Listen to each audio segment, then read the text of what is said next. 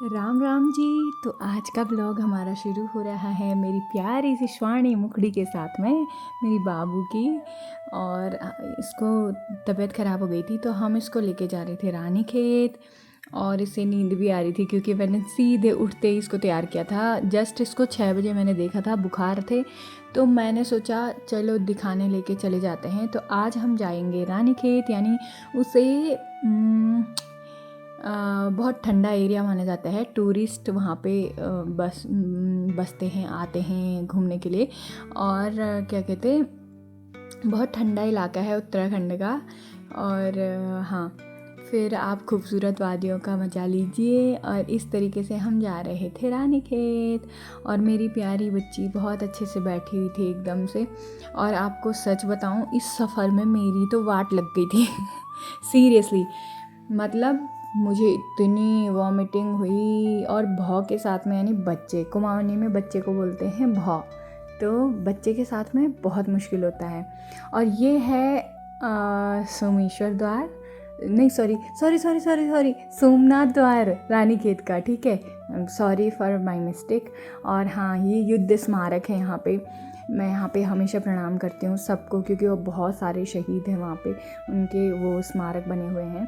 और यहाँ पे हम हॉस्पिटल में पहुँच चुके थे बेबीज़ के।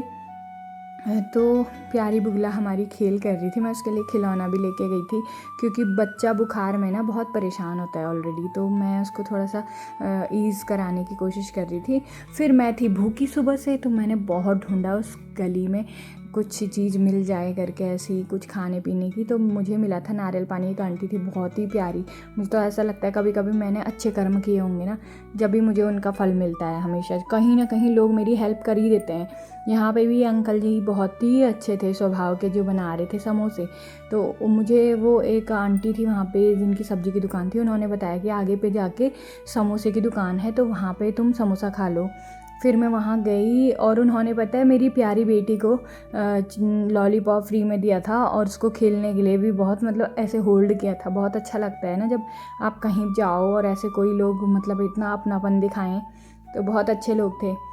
फिर हम वापस आते हैं अपनी रिपोर्ट्स कलेक्ट करने के लिए, क्योंकि बेबी का हर चीज़ का, निमोनिया, टाइफाइड, मलेरिया, सब चीज़ों का टेस्ट कराया था। तो सारे कुछ भगवान की दया से, भोलेनाथ की कृपा से सब नेगेटिव था और सब कुछ ठीक था। उन्होंने कहा नेचुरल ऐसे फीवर है और ठीक हो जाएगी। मेडिसिन दी थी। और फिर हम चले गए थे, और हमारे ड्राइवर अंकल जी वो तो चले गए थे हमको छोड़ के।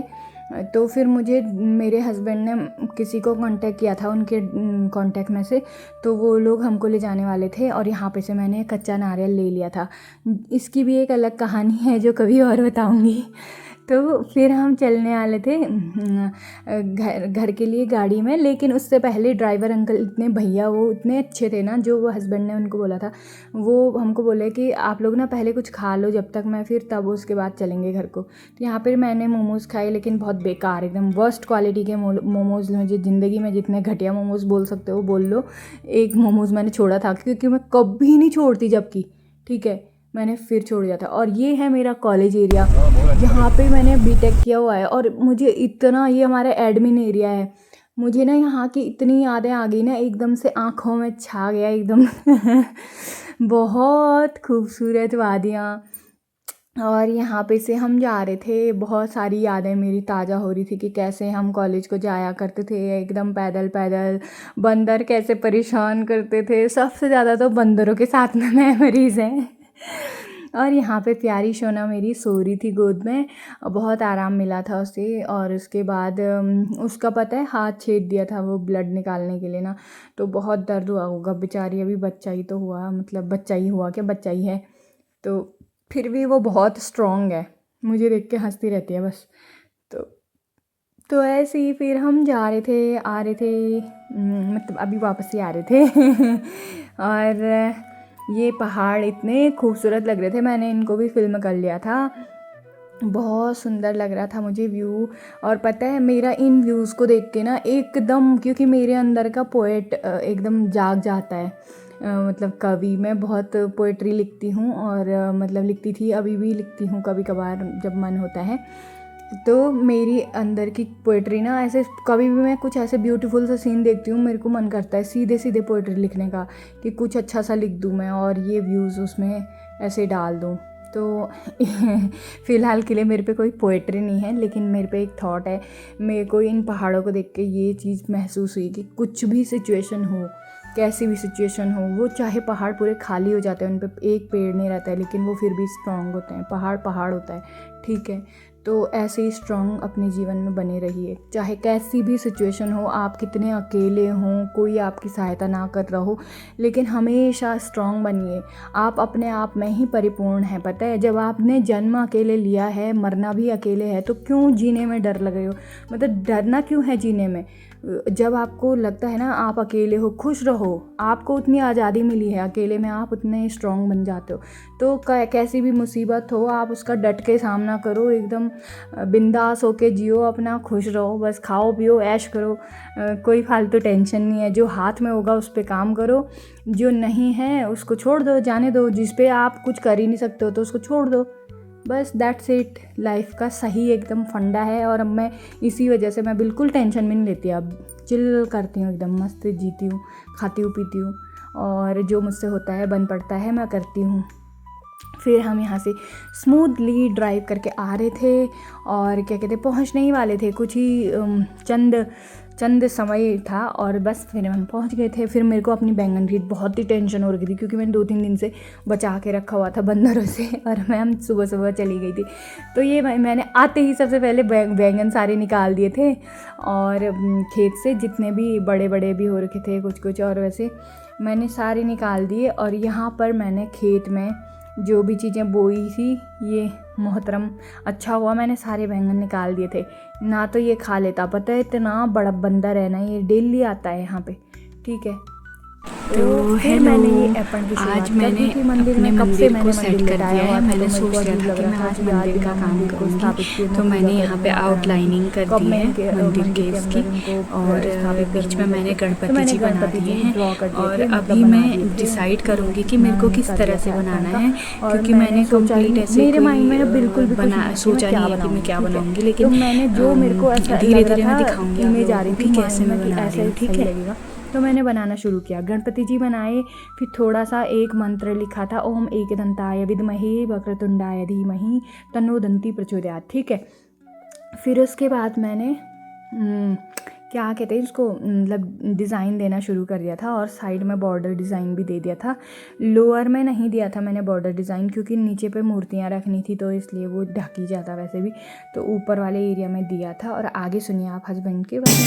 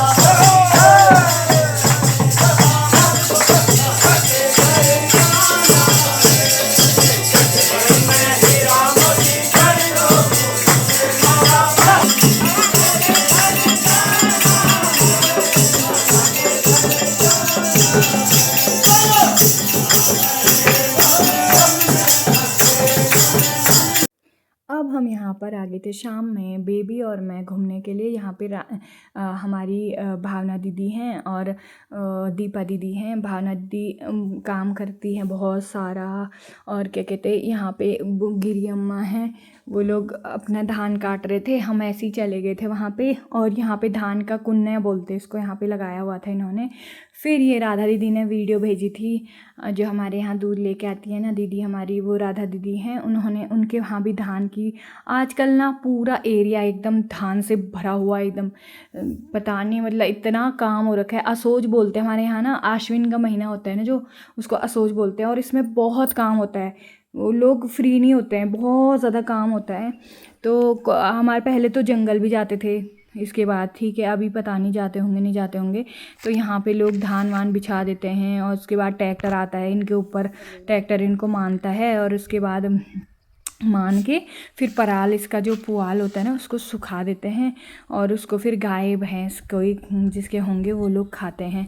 और खेतों में ना सब कुछ लेके जाते हैं लोग, चाय पानी चाउमीन समोसे, जिसको जो बन पड़ता है खाने पीने के लिए, क्योंकि खेत में ना काम करते करते इंसान थक जाता है, और कुछ खाने को मिले तो बहुत मीठा लगता है। आज की वीडियो को हम यहीं पर समाप्त करते हैं, आगे वीडियो को देखते रहिएगा। Thank you.